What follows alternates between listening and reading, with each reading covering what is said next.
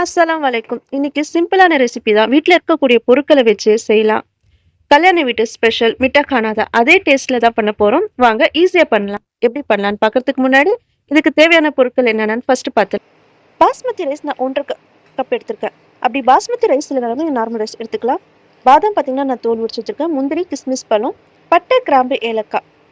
அப்புறம் பார்த்தீங்கன்னா, சர்க்கரை. 3/4 கப் நான் ரைஸுக்கு வந்து சர்க்கரை வந்து 1 1/2 கப் எடுத்திருக்கேன். பால் வந்து திக்கான பால். கொஞ்சம் கூட தண்ணி கலக்காம சூடு பண்ணி வச்சிருக்க பால்.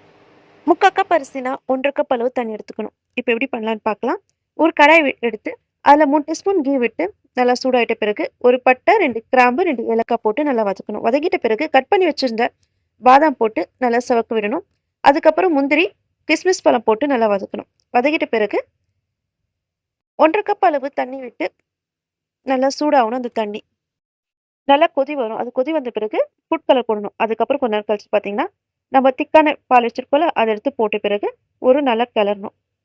பால் ஊத்திட்ட பிறகு பொங்கி வரப்போ நம்ம வாஷ் பண்ணி வச்சிருக்க பாஸ்மதி ரைஸ் எடுத்து போடணும்.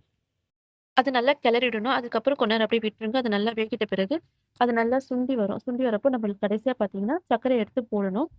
சர்க்கரைய போட்டு நல்லா அதுக்கப்புறம் பார்த்தீங்கன்னா, நம்ம நல்லா கிளறணும். கிளறிட்டே இருக்கணும். அப்புறம் பார்த்தீங்கன்னா, ஸ்டவ்வ வந்து கொஞ்சம் சிம்மா வச்சுட்டு, அடி பிடிக்காத அளவு நல்லா கிண்டிட்டே இருக்கணும். கிண்டிட்டே இருந்தீங்கன்னா, அது பக்குவம் வரும். அந்த பதம் வந்துட்ட பிறகு நம்ம ஸ்டவ் ஆஃப் பண்ணிட வேண்டியதுதான். அப்புறம் பவுல்ல சர்வ் பண்ணி, ரொம்ப டேஸ்டியான கல்யாண வீட்டு மிட்டக்கானா ரெடி ஆயிடும். இது சுட சுட சாப்பிடுறத விட, கொஞ்சம் ஆற வச்சு சாப்பிட்டா ரொம்ப டேஸ்டியா, எம்மியா இருக்கும். இத நீங்களும் வீட்ல ட்ரை பண்ணி பார்த்துட்டு, கமெண்ட் பாக்ஸ்ல எப்படி வந்தது சொல்லி கமெண்ட்ஸ் பண்ணுங்க. இந்த வீடியோ உங்களுக்கு புடிச்சிருந்தா லைக் பண்ணுங்க, ஷேர் பண்ணுங்க, கமெண்ட்ஸ் பண்ணுங்க. இந்த வீடியோ ஃபுல்லா பார்த்ததுக்கு தேங்க் யூ